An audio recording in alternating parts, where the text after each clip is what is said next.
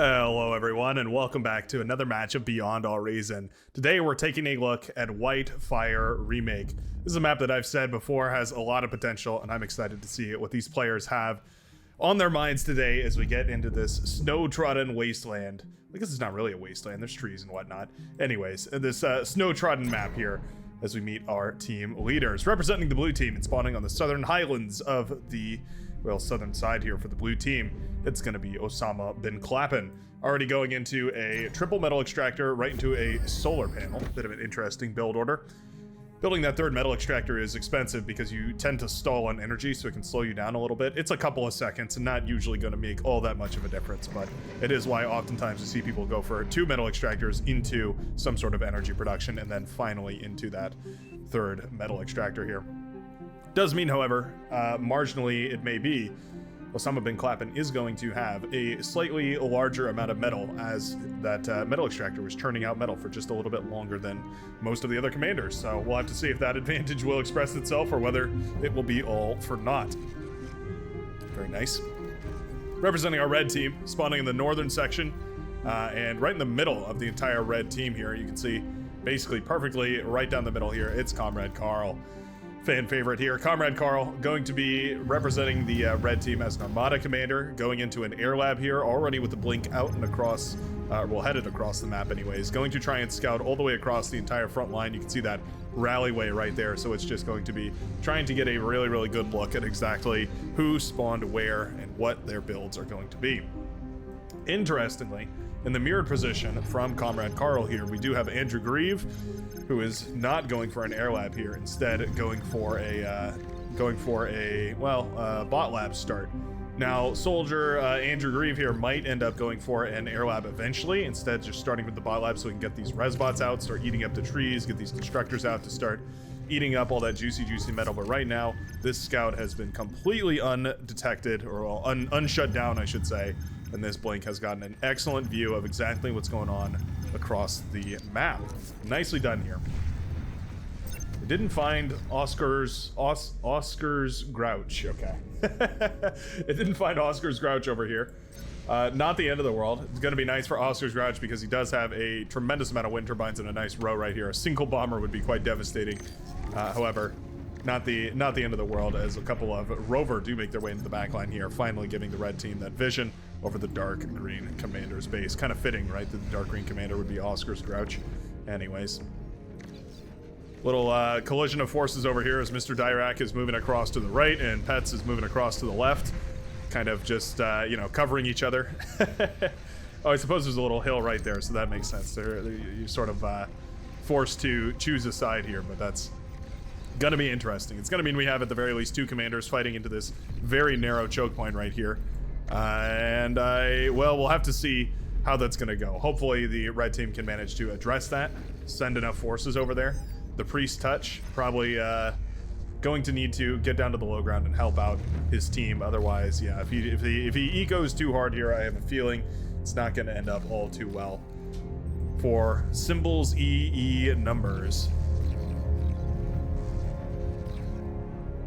Air is front. Interesting. So this is where we've decided to put the the air player for the blue team. Instead of Soldier Andrew Grieve, we're gonna put the air player right here. Not the end of the world. This mountain is relatively fortified right here. Spider bots would certainly ravage this player if they should climb up this little hill right here. But for now, yeah, I think this might actually work out pretty well. Going for a whole lot of those T1 solar panels. Wind is pretty good on this map, so I'd say definitely well worth investing in. But sometimes you just can't beat that consistent power production. And if you're planning on going into air, maybe not the end of the world because those air units are very energy dense.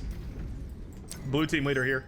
Looks like he tried to get some work done, but ended up losing a couple of those blitzes on the front line. It's not a lot, but you definitely don't want to lose those early units. You can really lose your snowball battle very quickly if your opponent manages to peel off those units before they can get up to big numbers. That's why these first couple of engagements can really mean the entire difference of the battle here. See, as I'm high starts to lose a couple of these blitzes, and suddenly, I mean, it's not like you it's not like the game is over from this, obviously, but it does mean that I'm High does not have an army to stop all these blitzes moving forward. It's that weird RTS map, right? Somebody posted about how there's actually been research or studies or formal sort of looks into how this actually works. But the idea is if you have, say, 4, or well, let's say 5 blitzes going up against 3, you don't win by 2 blitzes, you win by 5 blitzes. Like they trade more efficiently, meaning that you win by a much larger number. I just watched a game of StarCraft. Maybe this is a little, you know, uninteresting to people who don't care about StarCraft, but I tend to watch a lot of StarCraft, both as a way of quote-unquote practicing, right? Keeping up my commentation skills, but also just because I find that game pretty interesting. And Protoss versus Protoss oftentimes find themselves in that sort of a situation with the Phoenix, their flying unit. Sort of same logic that applies across the RTS board, basically that you need more units because you don't. The more units you have, the more efficient they're going to trade out, and it's a very it's a very potent factor to consider when you're, well, relying on that snowballing to win your match. Missile trucks over here. Don't think it's the worst idea. I'd love to see these moving a little closer to the line so that they're constantly getting some value out, but I can understand the hesitation from Pets here. He doesn't really have enough to spiral them quite yet, and those Wolverines, Shell Shockers rather, are quite menacing, and firing down on these things, they're definitely going to scratch them up quite nicely here. Are these just dumb firing? No, it doesn't look like it. What we could do is set this rover to patrol back and forth in front over here so that the Wolverines are wasting their shots up where they're least needed. Yeah, those Wolverines are just out of, those Shell Shockers are just out of range there. Keeping the Janus healthy. Nicely done by our blue team leader here. Shell Shockers now raining down over on that side as well. Huge force of incisors decides to jump on top of the forces here for ISI Gamers. This is looking pretty bad here. Now the orange tanks are pulled. Orange front line is weaker for it, but I think these were pulled nicely here. Going to weaken up that Gamers commander right there. And suddenly, that Lavender commander is going to be forced off the front line here with basically no option but to pull the commander back because there's just not enough to shut all this down. Nice little Janus connection right there, shredding off about 34%, 37% of the health from that Janus tank that it connected with both of its missiles, and doing a nice little bit of splash damage to everything else in a circle around it. Slowly gaining experience, but I'm sure it'll be happy for it. Go. Yeah, those Janus tanks are one of the ways that you can really come back into one of these games. You can shut down those tanks, and after a little while, the Janus is just too efficient to neglect. Shell Shockers over here providing that sort of passive firing as well, firing on all of the units over here, going to be quite nice, contributing a tremendous amount of damage and breaking all this static defense. When their shots connect, they connect huge, but it doesn't happen every single time. Missile truck also nice to include over here, granting a whole lot more range to this composition. Very, very nicely done over on this front line here by the blue player, holding up against a overwhelming force from the orange, who does have a massive metal advantage. It's worth noting. We're at, actually, maybe I'm wrong about that. 3, 4, 5, 6 metal extractors up against 1, 2, 3, 4, 5, 6, 7, 8, 9, 10. Yeah, okay. I was wondering why there were so many more units, but yeah, definitely a metal advantage for the orange player as opposed to the blue player. That's because the lavender player, ISI Gamers, okay, that's interesting. Gone for 2 vehicle labs. Typically speaking, just a point of note for anybody, I saw a comment the other day about somebody who was new to the game and wanted some advice as to how to get into multiplayer. Here's one that might save you some grief in the long run. Going for multiple labs is almost always the worst decision relative to just building more build power and pumping out more units that way. Because you can see right now, neither of these units are being produced, right? Like both of them are, there's no resources to produce out of either of these labs right now. So usually what's a lot better to do is just, instead of producing missile trucks out of one lab and shell shockers out of another lab, you just queue up missile truck, shell shocker, back and forth until eventually you have what you need. This is also way too much build power. You need about 4 construction turrets here. This build power will be useful later on, but right now it's pretty much wasted. And those resources could definitely go towards some more economy, and that might be a little bit better here for this lavender player. Hard to, that's a very specific and targeted critique of a player who has one true skill, right? I'm just, I say it from a place of hoping to help and endearing kindness and whatnot. Trying to help the community get better as a whole. blue player taking a nice little engagement over here. I'm gonna pull the camera away though because we do see forces gathering over on this side as well. Loads and loads of aggravators being built over here. There's tons of shell shockers. Ooh, yeah, I don't think we should move those forward right now. Yeah, Rocketeers are gonna have a field day picking those apart. Shell shockers not the fastest unit in the book. And Symbol's EE numbers commander relatively far forward here too. Those aggravators do a decent job of burning down those commanders. Not the quickest thing, but certainly does the job. Yeah, we're losing a lot of shell shockers here to these Rocketeers. Don't think we need to. Looks like a pretty good engagement here for both teams, but frankly speaking, yeah, those shell shockers, as soon as they're jumped upon by a sizable vehicle force, they're not going to last very long. Wow, talk about sizable vehicle force, by the way. We're looking at a whopping 13 Januses. I mean, it's enough to one-shot a commander. It's enough to one-shot, I mean, practically anything. This is an impressive force. Oh, the friendly fire. Oh, no. Lost about 4 shell shockers right there from friendly fire alone. That is one of the problems you run into with this kind of a composition. It will do tremendous damage, but also it may do tremendous damage to itself. Hold on, there they go. There go all the tanks right there. Man, when those can fire, they do huge, huge work. Brutal. Absolutely brutal. Mr. Dirac holding the line well here. These Twin Guard putting in tons of work. Commander's getting scuffed up pretty badly here. Uh-oh. No energy for the D-gun? There was plenty of energy for the D-gun. Just didn't notice, I suppose. Oh no. Commander goes down to the Twin Guard over here. That's a hero Twin Guard. Silver Star hero right there. Does manage to take down the commander, and now that's going to be tons and tons of metal that's, I'm sure, Mr. Dirac going to be more than happy to eat up and feed back into his war machine. Well, that's nicely done. This ball has been unaddressed here as well, and now there are tons and tons of Janus as well as Shell Shocker pushing forward here. It's not really going to be a numbers game. It's going to be a efficiency game. What you want to do here, by the way, is you want to send 2 or 3 ticks in to attack this, and then you move your tanks in. All those Janus are going to waste their shots. They're probably going to friendly fire a lot as well, and then you can move in with tanks and ravage this entire army. It's a little bit of a tricky maneuver right here, but it is definitely counterable. The Janus might feel oppressive until you convince them to start bombing themselves. Well, some Stormbringers here, trying to bomb these units. Okay, I mean, yeah, not bad. There's no anti-air in this mixture. This is all purely land-based, so these Stormbringers could do a decent amount of damage here. I'd actually like to see them commit for a bombing run once more. That is one vulnerability, I suppose, that these units are very, very densely packed together here. Also very slow, right? They're playing on this hillside, which makes them very, very slow and a very easy target for these bombers. Yeah, actually, I think I'd like to see more of that. Similar composition over here. Whole bunch of Januses, but these are included with missile trucks over here, so they're going to be able to fire out a little bit further. They're going to be able to see a little further and fire a little bit further. But eventually they're going to be going up against T2. It looks like Angel Grieve used that advantage he got, pushing through the middle in order to, well, yeah, go for a T2 transition, a full-blown T2 transition. That was a commander sacrifice, by the way, over here. Just throwing the commander down to eat up all the juicy, juicy metal. Speaking of juicy, juicy metal, loads of defense is set up over here. Down goes the heavy laser turret. That's a bummer. Pretty significant investment to go down right there. We're also starting up a gauntlet right here. I'm not sure if that's the best idea. That's going to be thousands and thousands of metal going down the drain here. Going to be very expensive to get that built alongside a substantial vehicle army.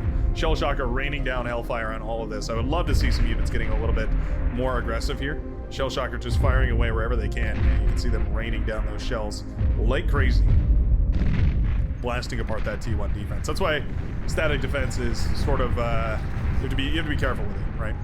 You can build as much of it as you like, but there's always an option to outrange, outpace, outdamage, and destroy inevitably the static defense. So you have to be a little bit careful with how much investment you're putting into it. Hound's know-how going to be perfect for dealing with this entire army over here. Pet's being forced back right now. Does have the T2 lab, not producing anything out of it for the time being. Hopefully we see a T2 constructor coming out and then going for those T2 metal extractors. There we go. Yeah, we do have one pumped out. It's going to go for the T2 Mexus. That should almost always be your first priority, unless, of course, there's units headed directly for your base. Maybe you can pump out an emergency gunslinger or something like that. It's like a big old Janus connection over here. Brutal warfare. Oh, a lot of friendly fire, too. My goodness. That is brutal. Alex Speed loses as much of his army every time he fires as the enemy does. The problem, of course, being that it doesn't leave very much wreckage. Like, it overkills a whole lot, meaning that a lot of these units just go down to complete ruin almost immediately. Pets desperately needs a answer here on the front line. A couple of Mauser, not a bad idea.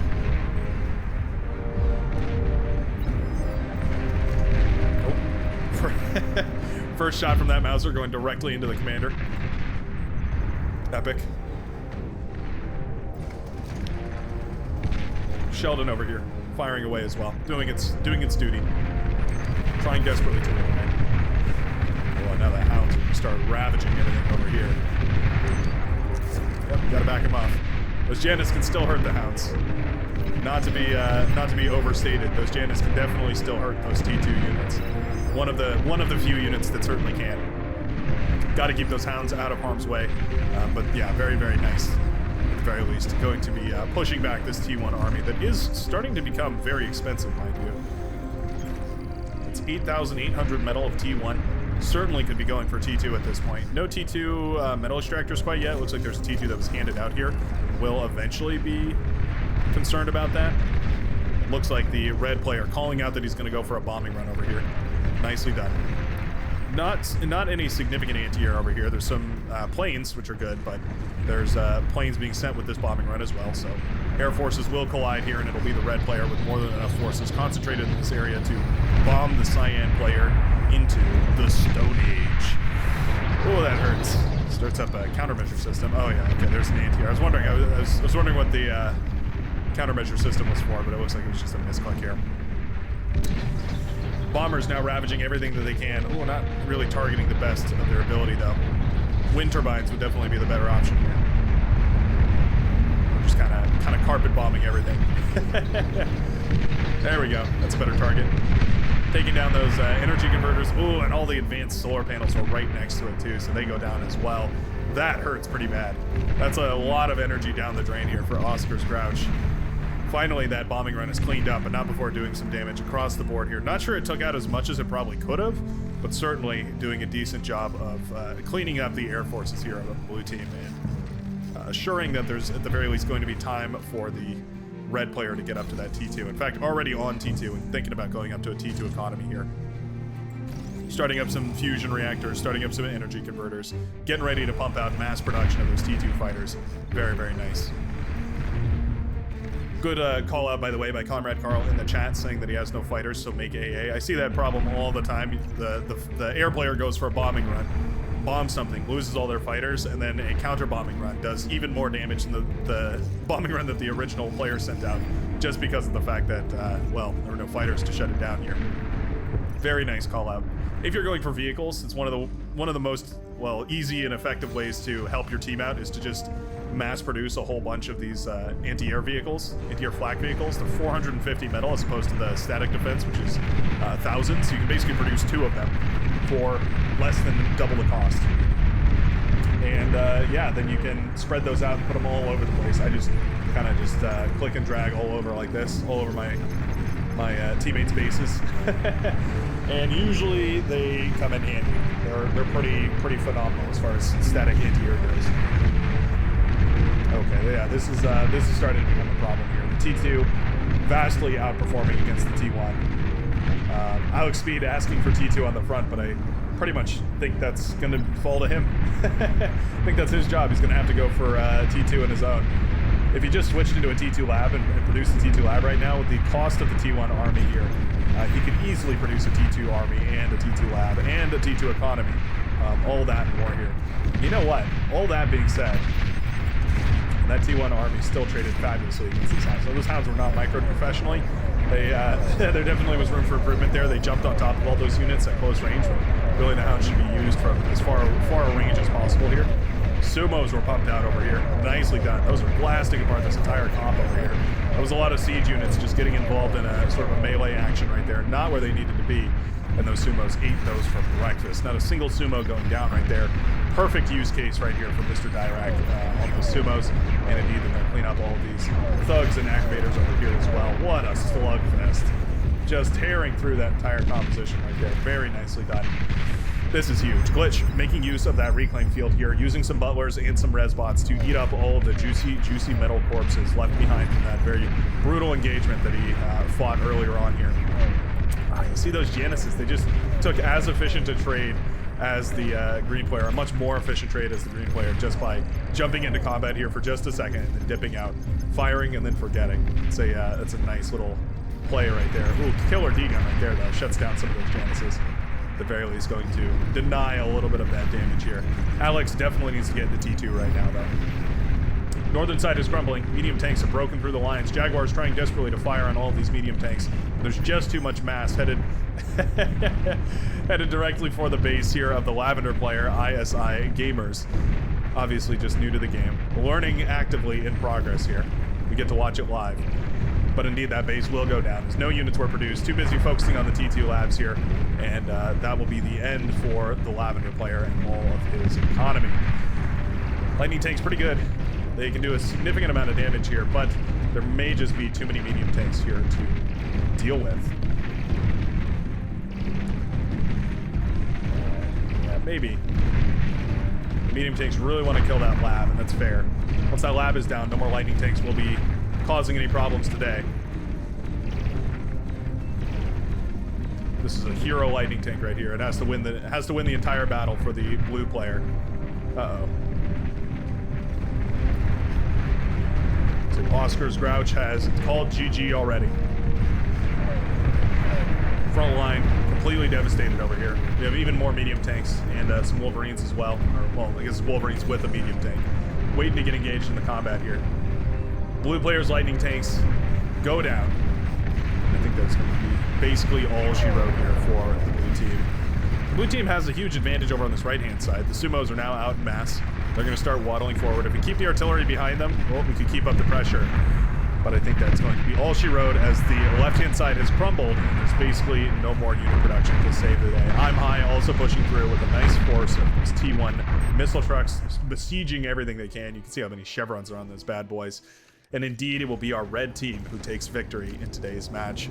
Thanks a ton for watching. I sure hope you enjoyed, and I hope to see you again in the very next Beyond All Reason video that I pump out daily for you beloved fine folks here at the Brightworks. If you feel like joining the Discord community, you can also click the link down below in the description, as well as take a visit to Lincraft Designs, where you can save 15% on your order as we go to the holidays. We're running out of time here to get those Christmas gifts, so get on top of it. Go check them out, and I will see you in the very next Beyond All Reason video. Peace out, folks.